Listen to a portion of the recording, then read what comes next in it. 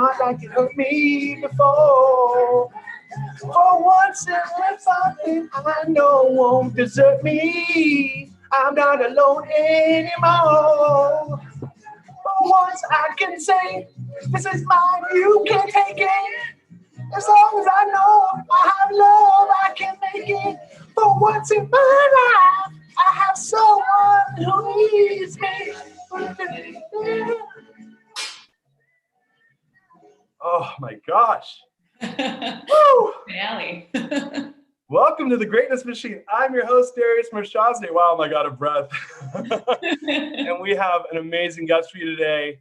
The one, the only, Michelle, I've never asked you how to pronounce your last name, so I'm just going to say the one, Michelle. I'm going to butcher, if I butcher your last name, say Darius, you screwed up on my last name. The one, the only, Michelle Loret de Mola. Is that right? That sounds good. Boom! Did I get it right? Seriously? It's Loret de Mola, but I also say wrong country. You pronounce the T. All right, awesome. Welcome to the show. I'm so happy to have you. I'm happy to be here. Yeah. So before we get started on this awesome talk with my awesome friend Michelle, I do want to do some housekeeping with you guys. First of all, this is live streaming, so we are live. Start a watch party. Ask us questions. I have my team on standby. They will be pushing questions to us, and really we have a special guest today. So I just want to tell you guys a little bit about. Well, let me back up here. This is the Greatness Machine, right? So how this works is the format's simple. We're bringing together change makers from all over the world who are living their passions to create greatness in the world. And we have a change maker in Michelle today. So I'm so pumped to hear what she's up to and for her to share what she sees going on in the world with you guys. So with that said, I do want to give a little background on you. Michelle is the director of strategy, and she's the head of talent at growth at Jump, which is this amazing firm in Silicon Valley. And she's a conscious capitalist. That's actually how we met, was through the Integral Leadership Program at Stegen. And I did not know this about you, but you are a professionally trained chef. That's right. So cool. And most importantly, out of all these things, she's an amazing human being. So welcome to the show. I'm so glad to have you here. Thank you. I'm really excited to be here. So, chef? No way. Like who knew? I wish I had known. I would have been like, hey, make me some food. Like tell us about that. Like, yeah. So, talking about following your passions, I think that was a moment since high school. I worked in a couple of kitchens. I was really excited, very passionate about food.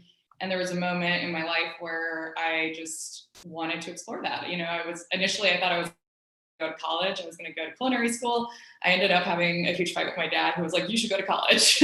And so I ended up going to college, but that's still like that little bug was there, right? That I really wanted to do this. And so I ended up going to culinary school after I did corporate strategy at Visa for a bit, and, thought that was my passion, thought I was going to go into restaurants. I ended up going to restaurant management in Napa, and it was an amazing experience. I learned so much through it, but pretty quickly I was like, this is not what I want to do. And so I'm really glad I did it, right? Because if not, I would think I'd still be like, could that have been my path? Could that have been my path? But, it was a moment in time and something that I was able to explore. And I'm really grateful for it. But, that's kind of how I ended up in Jump, actually. It was taking some time off of that and trying to think about what did I really want. So can I just ask you, like, you go to culinary school, is there like a certain type of food you're passionate about making, or is there a certain like genre of food that you're like, that's my style, like don't mess with me there? Yeah, I think that I really like sort of traditional like French and Italian cooking. I think that's definitely where I feel most comfortable with. I do like cooking Peruvian food, where my family's from, so that's a lot of fun too, exploring that. But really, like, the thing I loved about culinary school is sort of the science and the basics of it. I've always been someone who really likes to understand why something is what it is. And the thing culinary school gave me was, what's the Maillard reaction with meat, and like, how do you get umami flavors, and what are the 5 basic flavors and things like that really allowed me to explore a lot when I'm in the kitchen. And that's my favorite place to be, is like on a Saturday cooking, and just like, I'll look at one ingredient and I'll be like, okay, like what do I do with this? And just letting that creativity flow it's really awesome. That's my place. I'm so pumped to ask you my last question today. And that's for all you people that just heard that, like, you're going to stick around now, because I'm going to ask her an amazing question about food. I'm like a food, like, maniac. Like and especially like you live in the Bay Area and I moved from the Bay Area. Like San Francisco is it's a culinary jewel. You know, it's not like New York where it's like ridiculous number of options, right? Or you go to London or these places where it's like you have 100 of everything. Yeah. San Francisco is a little bit more like you don't have as many options. I mean, there's a lot of options depending on the food, but it's like so good when you find the right thing in San Francisco. Yeah. I mean, my hot take with San Francisco is always, I don't love the restaurant scene. I'm always controversial on that. We can dig in. But I do agree that like there's no other place to be a cook in than the Bay Area, just because the produce is fantastic. Like the varieties, the options, the things that you can have and cook with is just, I mean, it's outstanding. Oh man, I think we might have to have a bare knuckle brawl about this. Yeah, exactly. We can take a poll or something. So, yeah, my favorite restaurant on the whole earth is in San Francisco. It's called Piseta 211. Oh, okay. I'll have to go. Yeah, I'm gonna give you my list, and then I'm gonna interview you after my list, and we'll see if you still feel this. This is a deep conversation because I can go in as to why it's not just about food, right? We're going out to eat has so many different components to it, so that's a little true. Yeah. Well, look, and my formative years in food were from 2001 to 2000, probably 17, which is when I lived in the Bay Area. That's a very formative time to learn food, right? You're in your 20s and 30s. And yeah, right. And then and my wife's family comes from a restaurant background. Oh, okay. So are you familiar with the Chez Panisse restaurant? Yes, of course. Yeah. So my wife's family is very involved in that restaurant. So cool. So that was actually my introduction was through that scene. Not a bad introduction. That's definitely a good one. The classic California cuisine right there. Yeah, like that's setting the bar kind of high when like your introduction to food is like one level removed from Chez Panisse. So I'll leave that for the end of the show. But walk us through this. How did you go from? I mean, clearly you had this passion. You had the bug. You itched it, and you're like, I don't like it. What was it that was like? You're like, this isn't for me. Yeah, ultimately it was the not recognizing in myself something that like I did like a little bit more of the strategy and the future thinking. And so I love the creativity that comes with the kitchen. But I was a little bit more and sort of ended up in front of house sort of management of restaurants and realizing it was a little too sort of day-to-day operations for me. Right. And you're stuck in sort of that day-to-day thing that's going on. And I realized I wanted to look at something that was a little bit more like the business or the strategy of it a little bit bigger and just recognizing and, thinking a little more longer term. And I think that's one of those moments where I was like, oh, okay, this isn't really, it started to feel a little repetitive for me on a daily basis. And so I was like, okay, so that's not really it. And so I took some time off after that where probably one of the hardest times in my life, because it's, early 20s. And I was sort of like, really thought I had found something. And, this tells you a lot about my personality, but I felt, this kind of, I found the thing I had already planned 10, 15 years out, right? Like that was like all that. And so then like, a year later, I'm like, oh, okay, so now what? What do I do? I sort of felt I put all my eggs in one basket. And so that was, a really, really hard time, but I was really lucky to actually ended up working with a coach to help me figure out what is it that I really liked, right? And sort of first time I was removing like labels from it, right? Whether I wanted to be a strategist or do this, I would, remove those labels and just talk about what kind of work I wanted to do, who I was, what kind of environment I wanted to work in, which I think was something I hadn't really thought of. It seems funny now, like since I work on building culture in my company, like that I hadn't really thought about what kind of culture, what kind of people I wanted to work with. Right. But at that time I was able to explore that. That led me, I still remember it so clearly. I was sort of like, what is like somehow Googling had found this sort of design strategy world and design thinking, which to me, maybe like Silicon Valley knew it very well, but for me, I did not at all. So I didn't even know the term. And so just like Googling, and I ended up finding through some Quora posts, like top firms that work in that. And I just started looking, and Jump just had this, the biggest thing that caught my eye was sort of Jump's philosophy around business and the idea that you could do well and do good as a business. And that, was something that really resonated with me in a time that I was like, oh, does this even exist? Right? Does anyone think this way? And so just finding a firm that's really what caught my eye. And then I started digging in from there. Wow. So when you left the cooking world, like you did this thing that you dreamed of. Had you thought about like that since you were like young? You're like, I'm gonna be a chef when I grow up? Yeah, I mean, not necessarily. I always loved restaurants, I think, more than anything. Like, I wasn't sure that I necessarily wanted to be in the kitchen the whole time, but I just loved, I mean, I was the kid who was like, what would I do on a Saturday was like watch cooking shows in the morning and then go to the grocery store. But like, it was always inspiration for me. It was never to copy. It would be like, oh, okay. And then I'd go and buy one ingredient or something and just invent, and just spend like Saturday cooking. So that was something that I just felt, like it was the only time for someone who's a planner like I am and very, or I would say low grade neurotic. This is the only time in the kitchen where I get to feel like I'm really going with the flow. It's a true like meditation in that way. That's so interesting. I was talking about this yesterday on a show so I've been doing somatic experience therapy, and my therapist was like, we had this whole like interaction about me not being like how I'm not spontaneous, right? And what you just triggered this thought in my mind that because I love cooking, and then I'm super creative and spontaneous, and I don't, to your point, go with the flow, and it's like this really cathartic thing that you create something with love, and then you give it to someone, and then you got to watch them like have that moment where they enjoy it. And yes. like that, when I think of, and I cook my family. I'm obsessed with pizza, by the way. Like I don't know if, did you know that about me, that I have like. No, I did not know you were obsessed with pizza. That's good obsession. like crazy obsessed with it. But are we talking here like every night of the week?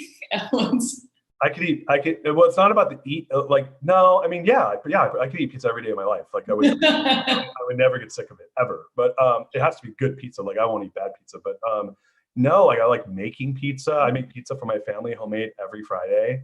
And I experiment with it, and now I'm messing with like in a, what's it called? The black pan, like a pan pizza essentially.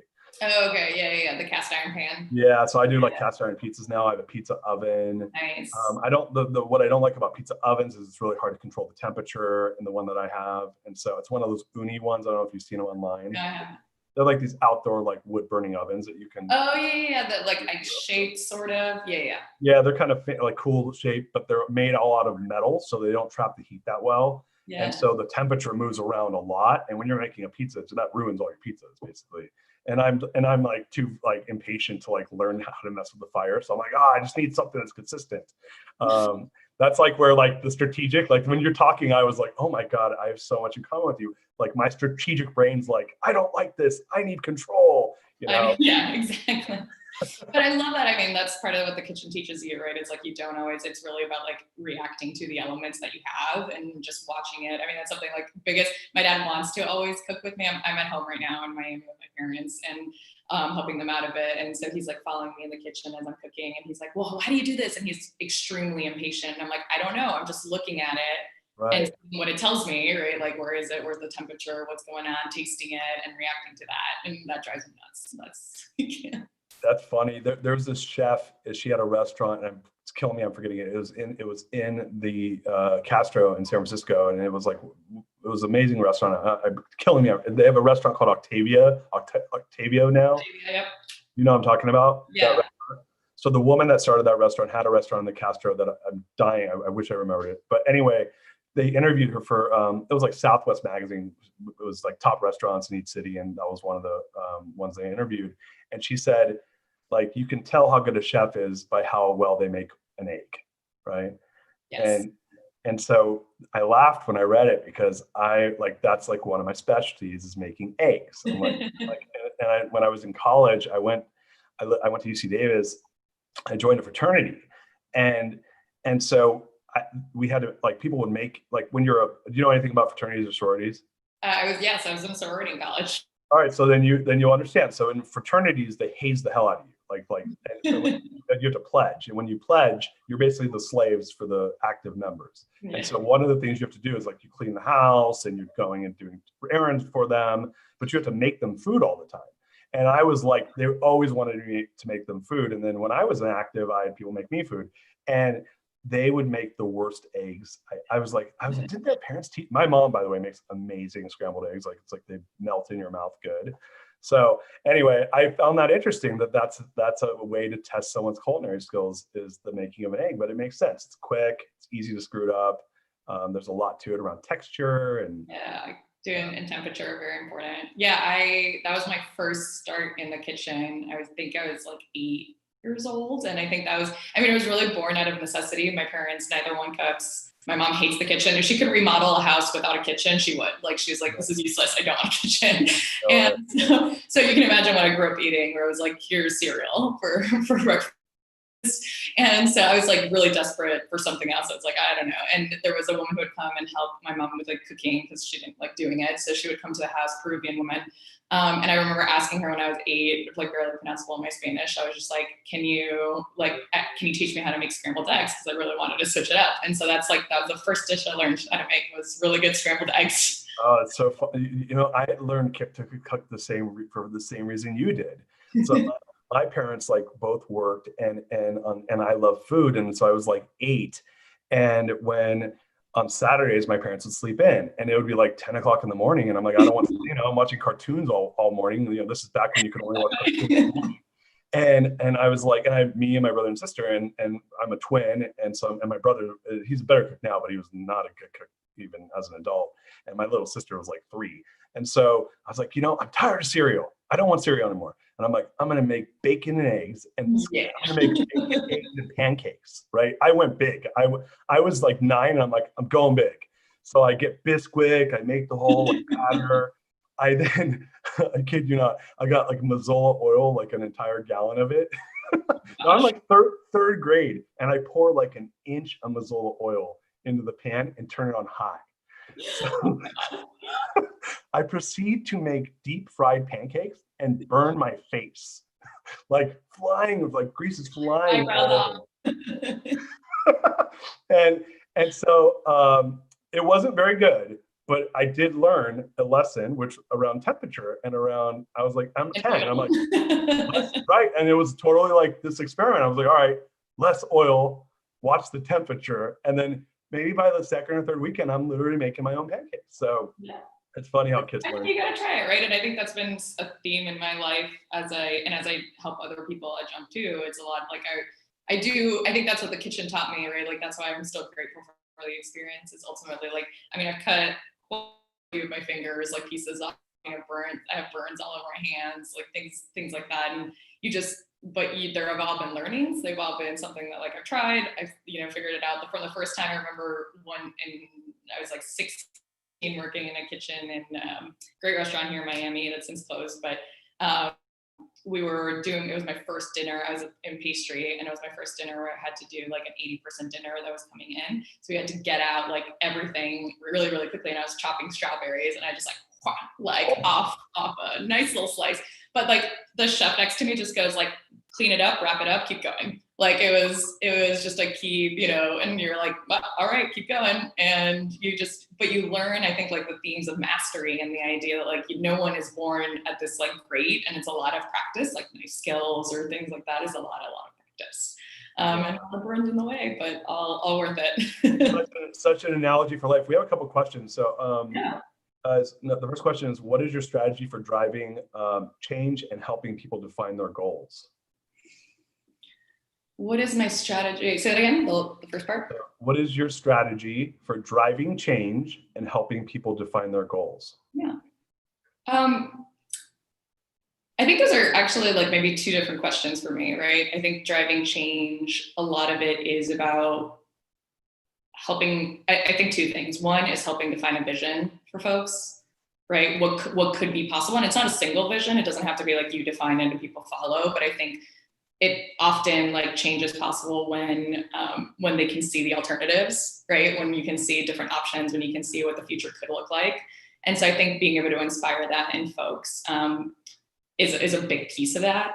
Personally for me, like a role that I find I play really well, and actually with the ILP helped me kind of define my own personal purpose. A big thing that I sort of was able to discover was my role as a challenger, and that I play that quite well. And one of the places where I do that really well is in challenging assumptions, right? So helping people, I think maybe that goes to the second part of the question, is like when people come to me and talk to me about like what they think is possible, what they're struggling with, a lot of it is about asking questions, right? And does that have to be true? And like a big alarm bell for me is when people will go like, it's just people will always be this way, or, it's always been this, just the always, or those things are always like triggers for me where I'm like, okay, hold on, like at one point we have always invented something, right? That everything that we live on today has been invented by someone, right? There are very few laws of nature that are actually laws of nature. And even then, I have hopes of what's possible. And so I think just being able to play that role of challenging someone, challenging their assumptions, challenging what we think is possible in the future,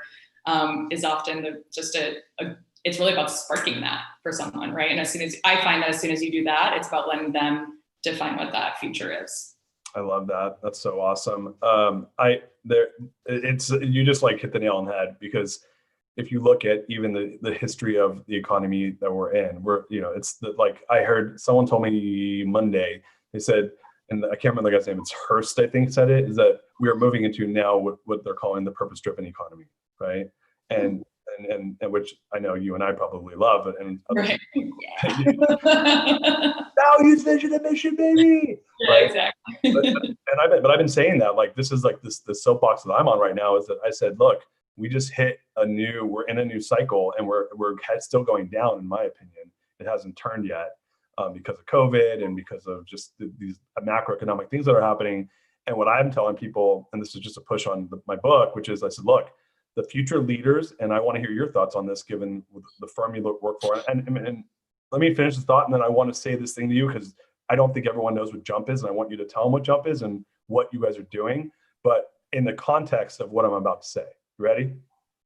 Okay, great. Yeah. Okay. So this is my like vision of the future. So in the book, one of the excuse me. I said one of the things I'm saying is that am I choking? The future of this upcoming economy, the future leaders of this coming business cycle that are going to kick everyone's ass are going to be mission, vision, and values-based organizations. They are going to crush in every category, and I firmly believe it. And so one of my goals, my BHAG, my big, hairy, audacious goal of the book, is to create 1 million core value-driven organizations, because I'm like, those are going to be the leaders. Like hands down, I know it. It's going to happen. And this puts to the comment I just said, where if we're moving into the purpose-driven economy, I think that's the reason why. So my question to you is number one, how do you guys view a comment like that at JUMP? What do you guys do at JUMP, and how do you view a comment like that I just made? Yeah, no, absolutely. Look, JUMP, we always say that, like, yes, we do strategy work. And it's very basic, as we do strategy and innovation work for different types of customers or clients. So our clients range from, I've worked with anyone from media to manufacturing. So we're not very industry specific in that sense, right? But although that's what we do on paper, ultimately our purpose, we're a company, and our purpose is to transform lives through learning and growth, right? And we do that through the work, right? We say the best way to do that, to help people, is like, then prove it, right? We can go and we can talk to people about, the importance of having a learner mindset, the importance of investing in your own growth, and how that can ultimately transform lives, right? All of that. But ultimately, when we do it through the work, that's the way that we really see. And so I think that gets to what you're talking about, where not really about just coming up with the answer, whatever that might be. We're actually about working with leaders, right? So that's really like, we're clients, right? Those are the people. Ultimately, businesses are people. And so we've seen so many consultant firms, right? Like, you come up with a great strategy, it sits on a shelf, right? Like, that's the idea. And so it's not really about that. It's about the learning through that process. So we partner very much with our clients, right? Where we want to make sure, that's the work that I do as a project lead, is actually help through that. And we partner with them very closely, because it's about them coming to those things with us, right? Learning through this ambiguity, learning through the change, coming through that, creating something that they feel really, really awesome about. And then ultimately that leading to change. Sometimes that's been defining purpose and values for companies. So we've done that too in a few projects. And sometimes it's just through strategy. Like most recently, I did a sustainability project. And how do we show that through sustainability they can do something that's, both good for their business, but also great for the world, right? And so really helping our clients find that that they can get and become those conscious capitalist businesses is a big goal of ours. So, guys, we're so lucky to have you on the show, and I want to make sure we open this up, guys. If you have questions, we have another question, but it's a pizza question, so I'll save that till the end. If you guys have any questions, we have the head of strategy for Jump, which is literally like one of the most amazing organizations coming out of the Bay Area, probably in the world, arguably. And so, if you have questions around, how you approach strategy and how you guys approach change and how you guys are building leaders in the world, like this is like an expert on this. So I'd love to get some more questions from you guys in the audience. So going back to that, you guys are working with like some really impressive companies who are change makers, essentially, which is the premise of the show is the Greatness Machine is about working with change makers. So what do you see as what differentiates in your mind the companies that when you go in, or the organizations you go into, or the people you're working with? What is it when you're like, wow, like this is an amazing group versus this is a group that's, more status quo or less impressive? What are the things that you notice? Yeah, that's an interesting question. I mean, personally, I believe that everyone's capable of this, right? So it's really about like at what length in their journey they're in, right? And a lot of the people that I think we partner best with is who equally, whether they call it that or not, or recognize it or not, have that learner mindset, really come into it. The types of problems that we focus on, right, are exactly what we talked about, sort of the problems that we're facing right now, right, where the paradigms have shifted, right, things have changed. You can't really look at past as in that case, right? It's not about optimization or efficiency. It's about what's next, right? And as we look, so really it's those two things, right? It's learning through that and that ability to want to learn through that, a learner mindset, wanting to explore with us through that. And ultimately like that, we've been using a lot the idea of just being future focused, right? And what that looks like. And so when we find those leaders, that I think it's a nice little marriage between Jump and our clients. So like speaking of future focused, do you guys have any certain position on what you think the future is, or how far do you guys lean into the future when you guys are thinking future focused? Well, I guess that's exactly it. Our point of view is you don't really define the future, right? It's one of those things, like, I think it would be hard for us to say that the future is going to look one way. I mean, you can, I think as entrepreneurs and things like that, having a strong vision, I think you can shape the future and make it what you want. I think there's definitely that position for a lot of folks. But I think in sort of traditional, I think, you never know. It's part of that. It's like, let me not put that lens on it of thinking there's only one future available. Let me think about the multiple ways that this can go by understanding different variables, different things, and understand what the new paradigms of the future might be, right? And how that informs our strategy and our decisions from a very, from what we can start doing today, what actions we can take. Got it. So we have another question. It says, what's the antidote for ambiguity? That's an ambiguous question. I think exploration, right? True. I think that's it, right? It's like, if you are facing something that's true ambiguity, you have to start with, what are my own assumptions about what the future might be, or what the answer might be? Remove those, right? And then go into it with a true learning and exploration, right? That means, I do think it's even more powerful when you're not doing it by yourself. I think that can really help is, we're very collaborative in that sense. And when we talk about collaboration, we talk about co-creation. That's a big part of what I focus on when I'm thinking about the culture of Jump, is about how do we enable co-creation. As I mentioned before, it's largely co-creation with our clients as well, as making sure that we're bringing in, or whether it's a community, oftentimes when we've done service days or things like that, it's bringing in more people. I think you get just that awesome different brains thinking, right? And really just learning your way through it. So I think learning, doing, learning, and coming away with continuing to evolve. And that's how you navigate ambiguity. So like speaking of that, like what just kind of rang true for me, at least when I heard you say that, is this whole ideology and movement around diversity inclusion that we're seeing right now. And so how are you guys, I mean, as strategists, obviously you may have a position internally, but externally, how are you guys like approaching that?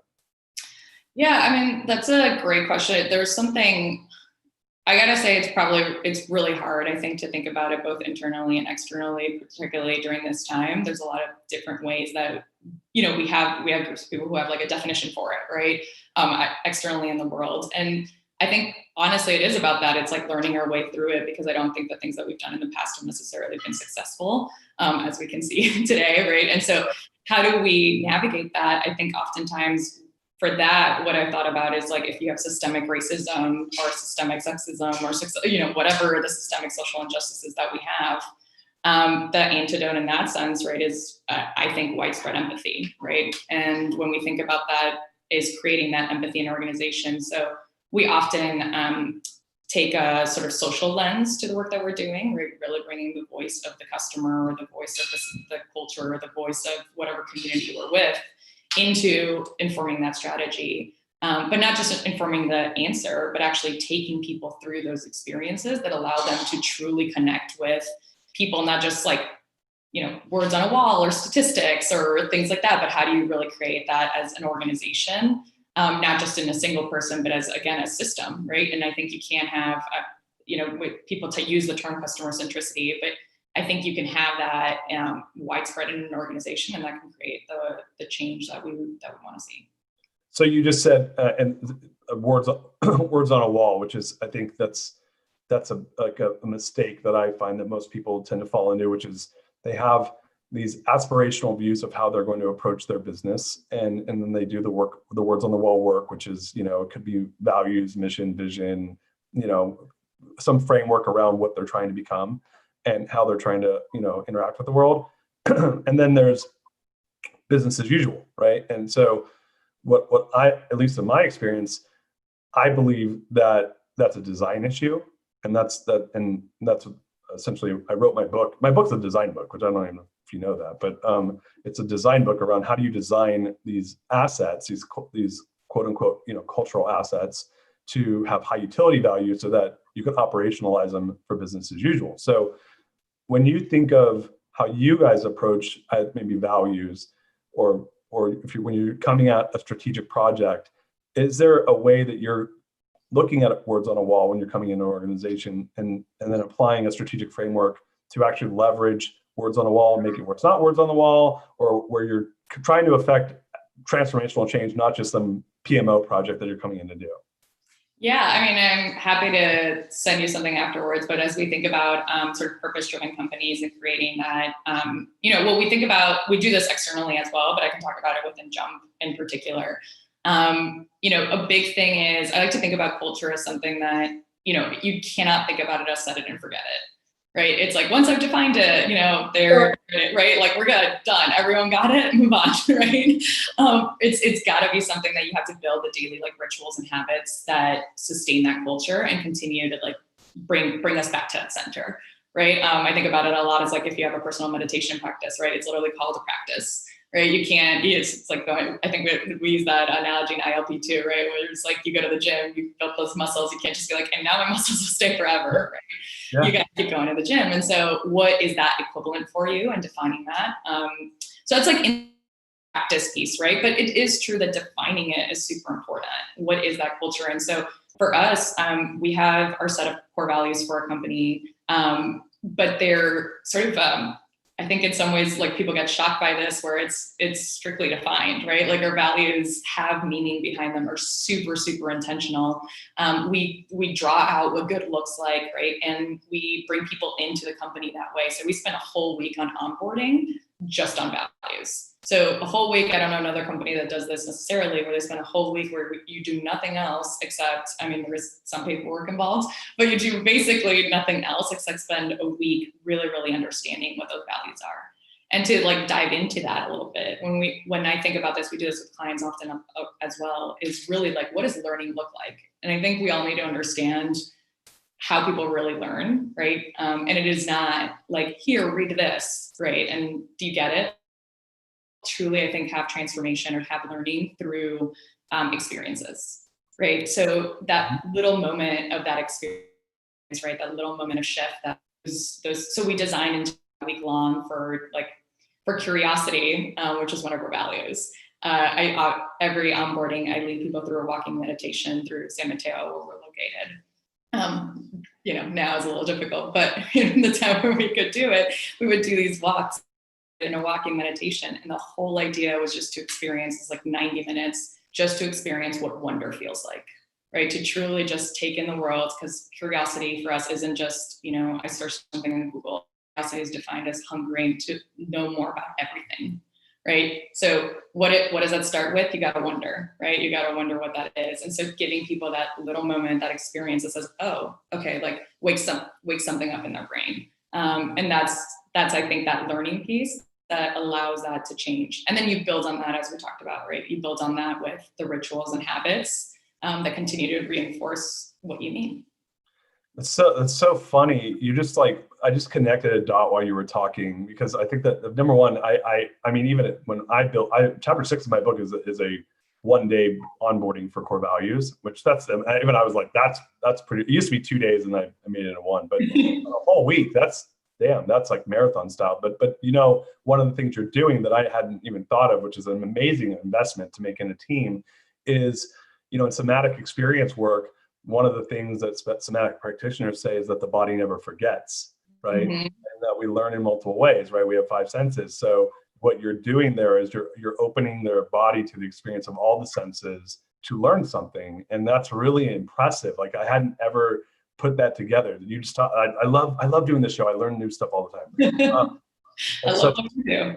Yeah, it's so smart. That's so smart. So to your point, a lot of these like less enlightened businesses, even enlightened businesses for that matter, you show up, they give you your HR handbook that literally -1 person's ever read. Yeah, but you still have to sign anyway. You gotta sign. It's like a classic like mortgage process. People sign paperwork they don't read. But yeah, that's not how people learn, to your point. And if we want them to embrace what in my opinion, is the most valuable asset you have in your company, which is the values, because that's really defines the behavior, then, which defines the outcome, then you have to invest in that. And you guys are so smart to do this tactile approach, because everyone learns differently. Some people might learn by writing. Some people might, I mean, I'm a pen and paper guy. I have 50 of these notebooks. I write in them all the time. And so when people learn by seeing and hearing and smelling and touching, and you know, these are different ways people learn. You want them to learn it. Like, that's so smart. Like, kudos to you for that. That's awesome. Yeah, I mean, that's the hardest thing that is a part of this environment. Just like a side note, this is the hardest thing we're finding with this environment, is like, as much as remote allows us to do many, many things that has been awesome. And a lot of these tools don't really exist for actual learning. Right? Because they don't invite that movement, the kinds of things that, like you just said, I believe that our brains are not evolved enough, right? For some of these technologies, we still learn a lot by writing, right? Like, it's a different movement in what you do. And so we try to understand these things, but I also understand where companies are coming from, or even like our own people, right? Like, hey, we don't have time for this. We have this project. It's really hard to quantify the value added of doing this. But ultimately, I think it goes back to the why, right? Why does this matter? And I think you said it right. It's like, it's ultimately the values lead to behaviors. And you could regulate behaviors all you want and try to run your business that way, right? It's like, this is the perfect way to do it. But to, a previous question on like, how do you navigate ambiguity? I don't really know I can't regulate behavior on something that I don't really know what it's going to be, right? I can only invite people to act the best that they can be, which is human beings who make choices every day. They make thousands of decisions every day, and to really help them be their best selves and come at it and take the best approach that they can at any given moment. And so that's what you want to unleash in your organization, and that's what values can often help do that, and making that investment. Hard to quantify, but I think the value is there, and we've seen it be there. So I actually came up with a way to quantify it. You want to hear it? Go for it.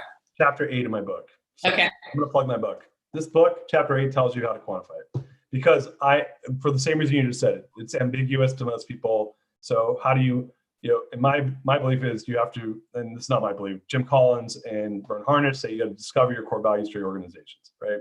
So the discovery process, I believe, is a well-worn path. There's nothing new there. People know that they need to discover it, be authentic, create, right? My belief is, and it sounds like you guys have done a good job with this, is you need to design them for use. They need to be designed for high utility value, and there's some science around that. If you look at like Miller's Law and the science of memory, the science of narrative. So there's not well-worn paths, but there's some good science around how people learn through narrative and through memory, right? So I think you need to have a good design process for that. And then you need to immerse them in it, which you guys have clearly done an amazing job of. And you do a 5-day immersion for them to like learn. And then you need to implement consistently so that they're going to the gym, not once and then they're in good shape, right? So those are four of the five pillars. The fifth is measurement for ROI, right? And so this is at least how I take it. I believe if you do the first four and you do them effectively, you will increase engagement in your organization to the highest levels that are measurable. And there are good engagement measurement tools out there, like Gallup's Q12, or you could do Bain's NPS, and there's a couple other tools. Those are the two I like in particular. And so what I do with those is I measure those in organizations. I baseline them, and then I measure them every 12 weeks. And then I take whatever measurement I use for productivity, and I triangulate it against those measurements. So let's say you have a OKR or a KPI that you're using to measure some level of activity in your business. I actually looked and see if my engagement levels change, are those changing? And what I found is it's almost one for one. If I have an engagement drop by 5%, I usually see a KPI drop by 5%. And is that across the board, regardless of KPIs? Like what kinds of KPIs you have? Well, this was we're talking about my previous organization, which was, almost 1,000-person organization at one point, and like 9 business channels. So it was different for every group. What I would do, but I did the same thing. I measured, I didn't just do NPS or Q12 for the organization as a whole. I sliced and diced it by what I was measuring on the KPI side. So let's say, for instance, this is a mortgage servicing company, and it was a mortgage origination company, and it was an insurance company. So there's always different businesses. So let's say I'm looking at, I'll use the example of underwriters.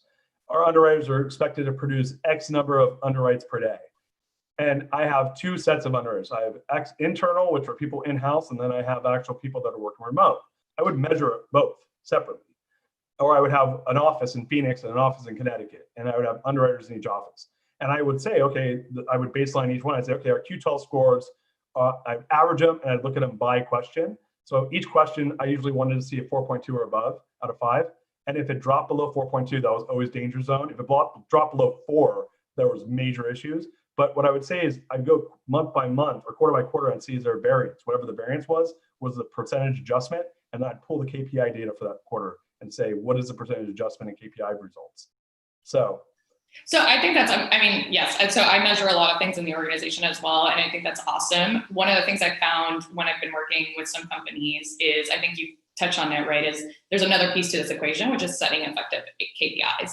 And oftentimes what I find is that the KPIs are in conflict with what we espouse we want with the culture, right? So, if the culture is set, and we talked a little bit about this, right? One is about being future focused. So oftentimes, right, like our KPIs are a little focused on the now, where you have to ask yourself, are you giving something enough time to sort of work, or what is it that you really want, right? And I do see that sometimes KPIs let's say collaboration is something that's really important, and you want to organization, you can have KPIs that hinder that because people are going to perform to the incentive that you're giving them, right? And so if the KPI is not, if their bonus is tied to that KPI, and that KPI is creating conflict between 2 different groups, then you're hindering the capacity to bring collaboration into your organization, right? Yeah. So thinking about that, I think is really important to be thoughtful about what KPIs we're setting and how we're measuring success in our business. Like at Jump in particular, I can measure it from, which of course we do, right? Like revenue is important, right? Things like that are obviously important metrics. But when we think about, if you have, like we do for us, running Jump is about, the next 15, 20 years. It's not only about the next year. And so when you start thinking a little longer term, right, you're measuring, how do I measure, are people learning?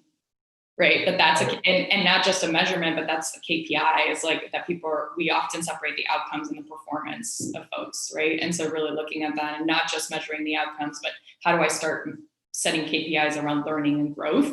And that's something that I value or we value in the organization. Right. So, you just made, and my brain just exploded when you just said all that, by the way. So I realized what I did was I did not lead with the traditional KPIs around productivity.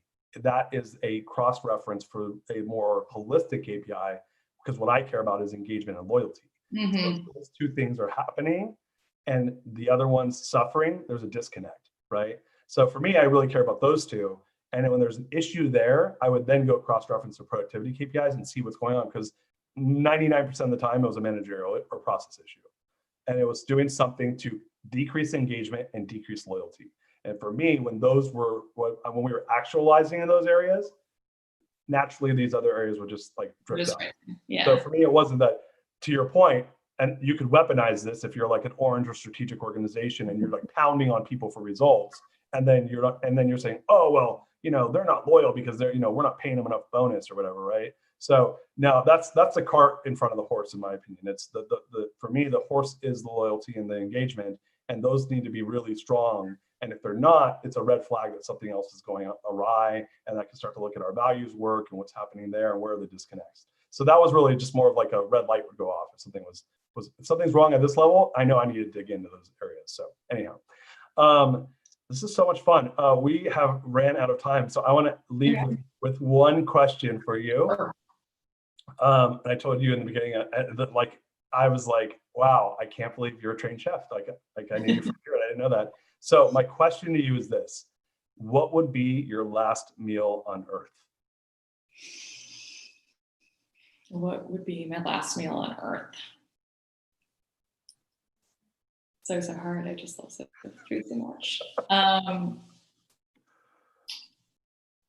I think it would have to be a Peruvian dish called lomo saltado. Okay. It's very funny. I mean, that goes into the history of Peruvian dishes because it definitely has, like, it's made in a wok, if that gives you any idea of the history of Peru and immigration there. But it's made in a wok with soy sauce, tenderloin. It's got rice, it's got fries, it's got tomatoes, onions, and a delicious sauce of soy sauce and a little pisco, and very, very delicious. Just comfort food. Would you have a drink or dessert with it, or just that? It pairs very well with the pisco sour. That works really well. One of my favorite drinks too. Nice. Oh wow. Well, I'm so grateful to have you on the show today. This was so much fun. Thank you. Where can everyone find you? Well, I'm on LinkedIn. You can find me as Michelle Loret de Mola. I think I'm the only one.